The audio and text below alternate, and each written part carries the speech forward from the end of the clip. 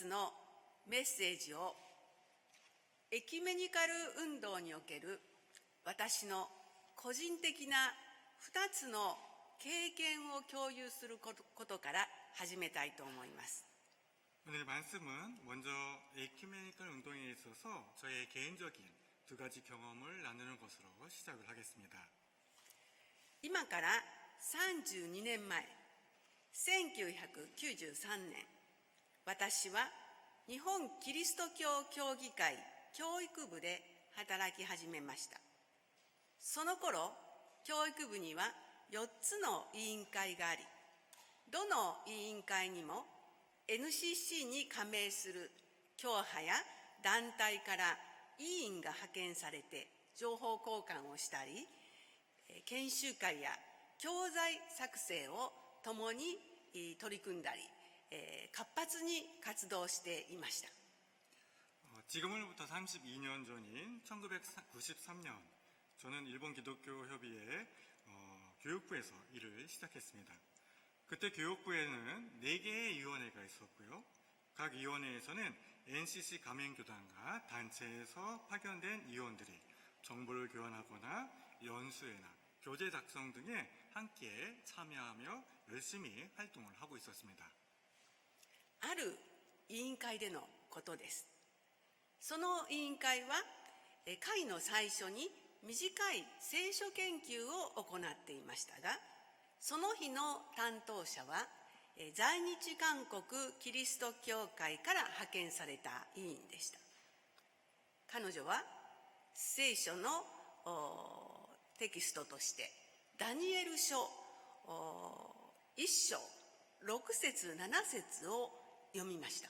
それは次のような箇所です。 어느 날 어떤 위원회에서 있었던 일입니다.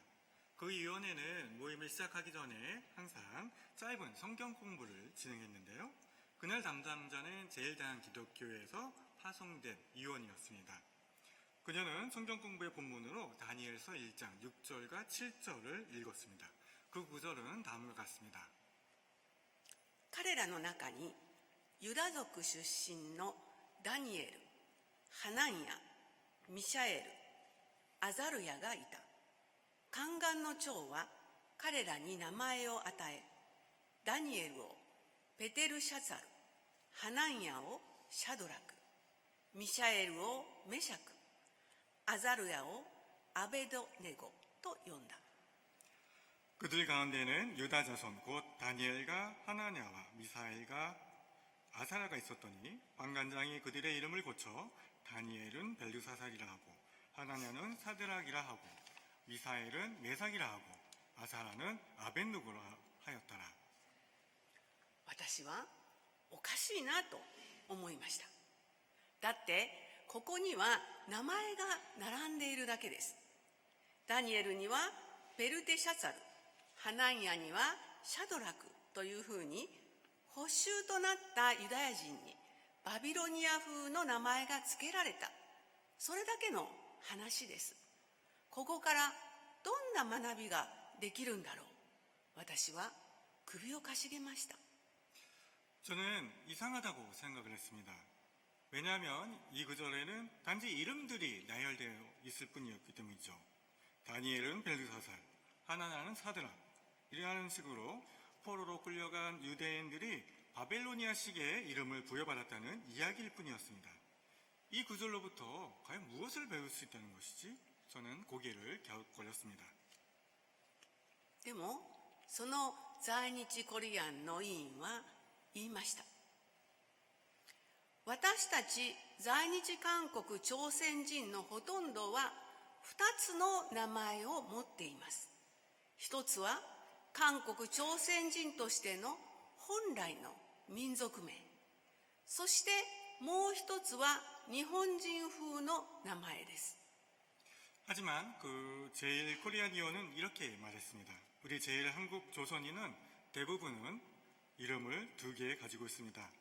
하나는 한국 조선인으로서의 본래의 이름, 그러니까 민족의 이름이고 또 다른 하나는 일본식의 이름입니다. 彼女は続けました。なぜ2つの名前を持っているのか分かりますか？民族名を名乗るとすぐに在日韓国朝鮮人であるということが分かってしまい、そのためにひどい差別を受けるからです。日本社会で生きていくためには日本人のふりをしなければならない。そのために心ならずも自分の本来の名前は隠して日本風の名前を名乗るのです。 그녀는 이렇게 이어서 말했습니다. 왜 두 개의 이름을 가지게 되었을까요? 민족 이름을 사용하면 곧바로 제1한국조선이라는 것을 드러나게 되고 그로 인해서 심한 차별을 받게 되기 때문입니다. 일본 사회에서 살아가기 위해서 일본인 척 해야만 합니다.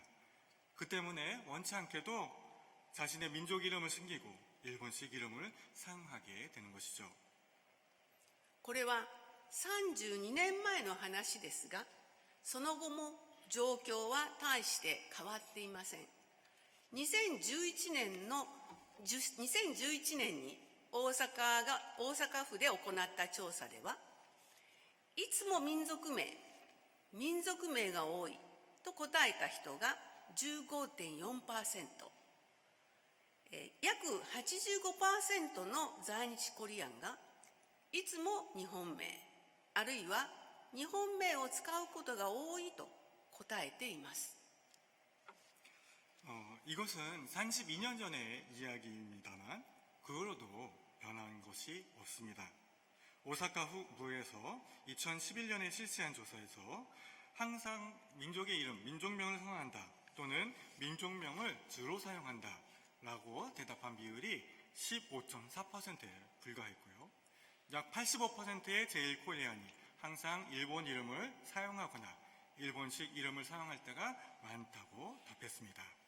また2017年の高校生を対象とした大阪市の調査では、民族名と日本名を使用している在日韓国朝鮮人の割合は民族名が 33.3%、日本名が 66.7% でした。若い人たちでもおよそ7割の人たちが日本名を使っていることになります。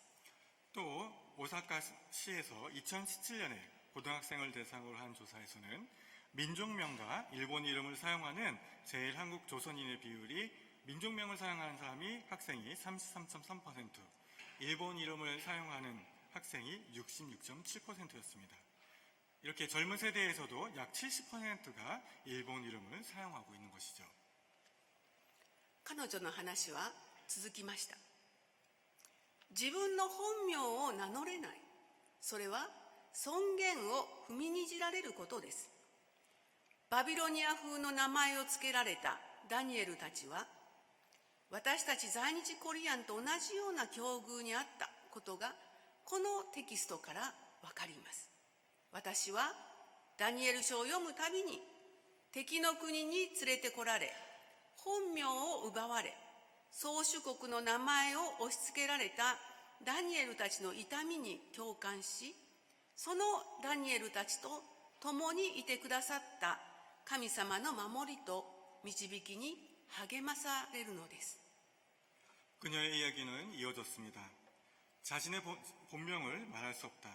그것은 존엄을 짓밟히는 일입니다. 바벨로니아식 이름을 부여받은 이 다니엘의 일행은 우리 제1코리안과 같은 처지에 있었음을 이 본문에서 알 수 있습니다. 저는 다니엘서를 읽을 때마다 적의 나라에 끌려가서 본명을 빼앗기고 지배국의 이름을 강요받은 다니엘과 그 친구들의 아픔에 공감하며 그 다니엘과 친구들과 함께 계셨던 하나님의 보호와 인도하심의 위로를 받습니다. 私は驚きました。ダニエル書の物語は子供の頃から紙芝居や絵本で親しんできた物語です。敵の手に捕らえられた4人のユダヤ人が燃え盛る火の中に投げ込まれたり、あるいはライオンのいる穴の中に投げ込まれたりする。そんな場面にどんなにハラハラしたことでしょう。 저는 깜짝 놀랐습니다. 다니엘서의 이야기는 어릴 적부터 우리가 그림책으로 많이 친숙하게 접해왔었습니다. 적에게 사로잡혀 있던 4명의 유대인이 활활 타오르는 불 속에 빠지거나 사자굴에 던져지는 장면, 그런 장면에서 얼마나 가슴 졸이며 보았는지 모릅니다. 私はダニエルたちの物語から神様は困難に直面した時必ず助けてくださる方だということを学びました。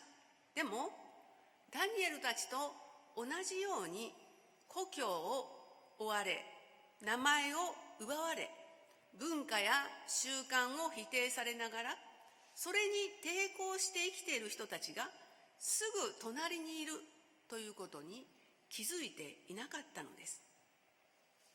2つの名前を持たざるを得ない在日コリアンの状況が日本人の私にはまるで分かっていなかったのでした。 저는 다니엘과 친구들의 이야기에서 하나님은 어려움에 직면했을 때 반드시 도와주시는 분이라는 것을 배웠습니다. 그러나 다니엘과 친구들처럼 고향을 빼앗기고 이름을 빼앗기며 문화 간섭을 부장당하면서도 그에 저항하며 살아가는 사람들이 바로 내 곁에 있다는 것을 깨닫지 못했습니다. 2개의 이름을 가질 수밖에 없는 제일 코리안의 상황을 일본인인 저는 전혀 이해하지 못했던 것이죠. NCC 教育部で初めて学んだことは共に生きる社会を目指して行動していくためには聞くことそして知ることが出発点だということでした。私たちは無知から解放されなければなりません。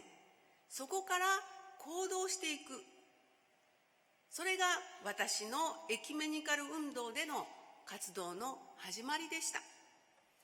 NCC 교육부에서 처음 배운 것은 함께 살아가는 사회를 목표로 행동해 나가기 위해서는 듣는 것 그리고 아는 것이 출발점이라는 것이었습니다. 우리는 무지로부터 해방되어야 합니다. 거기서부터 행동을 시작해야 합니다. 바로 그곳에서 저의 에키메니칼 운동회의 활동이 시작이 되었죠. それから途中11年のブランクがあって昨年4月から私は再び NCC で働き始めました。今度は NCC の総幹事としてです。ここでも再び多くの学びをすることになりました。 그 후 11년의 공백이 있었지만 저는 작년 4월부터 다시 NCC에서 일하기 시작했습니다. 이번에는 NCC의 총간사, 우리로 하면 총무로 일하게 되었습니다. 여기서도 다시금 많은 배움을 얻게 되었습니다. 特に今年4月に女性委員会が開催した聖書フォーラムでは新しい気づきがありました。講師の一人がルカによる福音書15章に記されたなくした銀貨を探す女の例えを示してこのようにみんなに質問したのでした。 특히 올해 4월에 여성위원회가 개최한 성서 포럼에서는 새로운 깨달음이 있었습니다. 강사 중 한 명이 누가복음 15장에 기록된 잃어버린 드라크마를 찾는 여인의 비유를 들어서 이렇게 우리에게 질문을 했습니다. 皆さんはなくした銀貨を一生懸命探す女を神様のメタファーだと考えることができますか？ 여러분은 잃어버린 드라크마, 운전을 열심히 찾는 이 여인을 하나님을 상징하는 운이라고 생각할 수 있나요? またさらに18章にある不正な裁判官に訴え続けるやもめの例えを取り上げて次のように質問しました。 강사는 또 18장에 나오는 불의한 재판관에게 계속해서 호소하는 가부의 비를 언급하며 이렇게 질문을 했습니다. 私たちは不正な裁判官を神様のメタファーだと考えがちですが、むしろ諦めないで裁判官に訴え続けるやもめの方が神様のメタファーと読むことができるのではないでしょうか。どう思いますか？ 우리는 흔히 불의한 재판관을 하나님에 대한 운유로 읽곤 하지만 오히려 포기하지 않고 재판관에게 계속해서 호소하는 가부 쪽이 하나님을 상징하는 은유로 읽을 수 있지 않을까요? 어떻게 생각하십니까? 私はびっくりしました。確かにそうです。なくした銀貨を探す女の例えの直前には、見失った一匹の羊の例えがあります。一匹の羊を探し求める羊飼いのことは、すぐに神様のことだと思えるのに、なくした銀貨を探す女のことが神様のことだと思えないのはなぜなのでしょう。あるいは正義を求めて訴え続けるやもめのことを神様のことだとは思えず、不正な裁判官を神様のことだと思ってしまい、もやもやした気持ちを抱えてしまうのはなぜでしょうか。やもめを神様の姿だと思えばすっきりするのに。 저는 깜짝 놀랐습니다. 정말 그렇습니다. 잃어버린 운전을 찾는 여인의 비유, 바로 앞에는 잃어버린 양의 비유가 나옵니다. 잃어버린 양 한 마리를 찾으려는 목자의 이야기는 쉽게 하나님의 이야기구나 라고 생각할 수 있는데, 잃어버린 운전을 찾는 여인은 왜 하나님의 이야기라고 생각하지 못했던 것일까요? 또 정의를 구하며 계속해서 호소하는 가부를 하나님 이야기라고는 생각하지 못하고, 오히려 불의한 재판관을 하나님의 이야기라고 생각하며 뭔가 가슴속에 답답함을 느끼는 것은 왜일까요? 가부를 하나님의 모습이라고 생각하면 훨씬 마음이 후련해질 텐데, 여러분은 어떻게 생각하십니까? それはフォーラムの講師が指摘したように、私たちの中に、あるいは私の中に、神様は男性である、神様が女であったりやもめであったりするはずがないという思い込みがあるからに違いありません。そこから自由にならなければ、私たちはイエス様の言葉を本当には理解できないのではないでしょうか。 그 이유는 포럼의 강사가 지적했듯이 우리 마음속에 혹은 내 마음속에 하나님은 남성이야, 하나님이 여자일 리가 없어, 하나님이 가부일 리가 없어 라는 고정관념이 자리 잡고 있기 때문은 아닐까요? 여기에서 자유로워지지 않으면 우리는 예수님의 말씀을 진정으로 이해할 수 없는 것일지도 모릅니다. 自分の中の思い込みに気づき、そこから自由になって聖書の言葉を聞こうとすること、これが私の NCC での第2の出発点になりました。エキュメニカル運動とはこのように、それに加わる一人一人が気づきを与えられ、新たに生きるものとさせてくれる運動ではないか、そんなふうに思っています。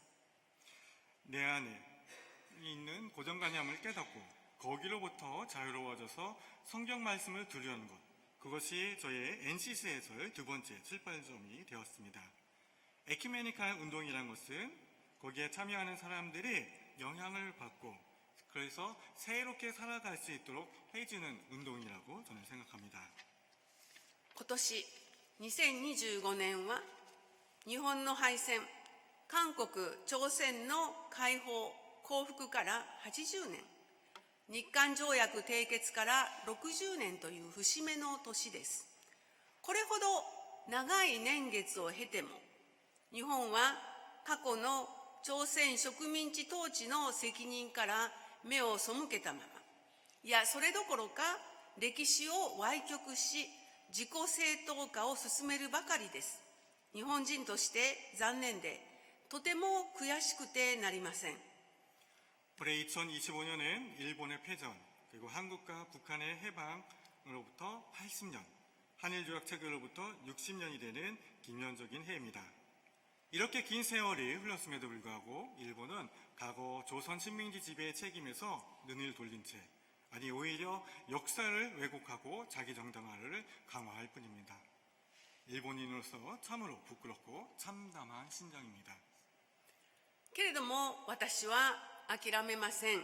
なぜなら神様は諦めないで正義を求め続けるやもめのような方であり、なくした銀貨を見つかるまで探し求める女のような方であるからです。敵の国に連れてこられ、名前を奪われ、あらゆる側面で敵の国への同化を迫られたダニエルとその仲間たちの側に立って救いの手を差し伸べられる方だからです。そのような神様に支えられ、そのような神様に従って諦めないで日本政府に異議申し立てをし、正義を求めて歩んでいきたいと思っています。 그러나 저는 포기하지 않습니다. 왜냐하면 하나님은 포기하지 않고 정의를 구하며 끊임없이 호소하는 가부와 같은 분이시기 때문이죠. 잃어버린 운전을 찾을 때까지 끝까지 찾는 여인과 같은 신분입니다. 적의 나라에 끌려와 이름을 빼앗기고 모든 면에서 적국에 동화되도록 강요받은 다니엘과 그 동료들의 곁에 서서 그원의 손길을 내미시는 분이시기 때문입니다. 그렇기 때문에 저도 포기하지 않고 계속해서 일본 정부에 이러한 사죄를 할 수 있도록 요청을 하고, 그런 하나님께서 함께 해주시기에 저는 정의를 구하며 걸어가고자 합니다. 聞くことから始まる。本日のメッセージの題をこのようにしました。この聞くことはそれで終わるのではなく、行動に展開していく土台としての聞くことです。私は韓国の教会の礼拝で互いに聞き合おうとは言えません。聞くことが必要なのは植民地主義を終わらせられない日本教会の方だと思うからです。韓国教会の皆さん、在日コリアンの皆様には一生懸命聞き、そこから正義の実現に向けて試行錯誤しながらも行動していこうとしている日本教会の私たちを諦めないでくださいとお願いしたいと思います。 들음으로부터 시작. 이것이 오늘 설교의 제목입니다. 이 듣는 것은 거기서 끝나는 것이 아니라 행동으로 나아가기 위한 토대로서의 듣는 것입니다. 저는 한국 교회의 예배에서 서로의 이야기를 듣자라고 말할 수는 없습니다. 왜냐하면 듣는 것이 필요한 것은 식민지주의를 끝내지 못하고 있는 일본 교회라고 생각하기 때문입니다. 한국 교회의 여러분, 그리고 제일 코리안 여러분께는 부디 열심히 듣고 거기서부터 정의 실현을 향해 시행착오를 하면서도 행동하려는 일본 교회의 저희를 포기하지 말아주시기를 부탁드립니다. キリストにある友人としてこれまでも共に歩んでくださったこと、そしてこれからも共に歩んでいけることを心から感謝し、そのことを可能にしてくださった神様に感謝いたします。 그리스도 안에서의 친구로서 지금까지도 함께 걸어와 주신 것에, 그리고 앞으로도 함께 걸어갈 수 있는 것에 진심으로 감사드리며 이것을 가능하게 해주신 하나님의 이름을 찬양합니다. 今日の聖書の箇所はこのような言葉です。実に信仰は聞くことにより、しかもキリストの言葉を聞くことによって始まるのです。この言葉に従って私はここにいる皆さんに呼びかけたいと思います。共に謙虚になり、家父長制社会の中で刷り込まれた思い込みや偏見から自由になって、キリストの言葉に共に耳を傾けましょう。互いに愛し合い、助け合って、平和を作り出す働きを共に担ってまいりましょう。 오늘 본문 다시 한번 읽어드리겠습니다. 그러므로 믿음은 들음에서 나며 들음은 그리스도의 말씀으로 말미암았느니라. 저는 여기에 모이신 여러분께 요청을 드리고 싶습니다. 함께 겸손해지길 바랍니다. 가부장적 사회 가운데에 스며있는 고정관념과 편견에서 자유로워지고 그리스도의 말씀에 귀를 기울여 서로 사랑하고 서로 도와주며 평화를 일구어가는 기증한 사명을 함께 감당해 나가기를 소망합니다. 祈ります。 기도드리겠습니다. 私たち一人一人を愛してくださる神様、本日このように国境を越え歴史が生み出す痛みを超えて共に礼拝を捧げることができ、感謝いたします。それぞれの生きる社会には偏見や敵意、そこから生み出される差別や抑圧があります。それらを克服し、平和を作っていくという大きな課題があります。どうか私たちが社会の中で小さくされたもの、終焉化されたものと共にいてくださる神様に励まされて、共に生きる社会のために働いていくことができますように導いてください。和解のための使徒として祝福してください。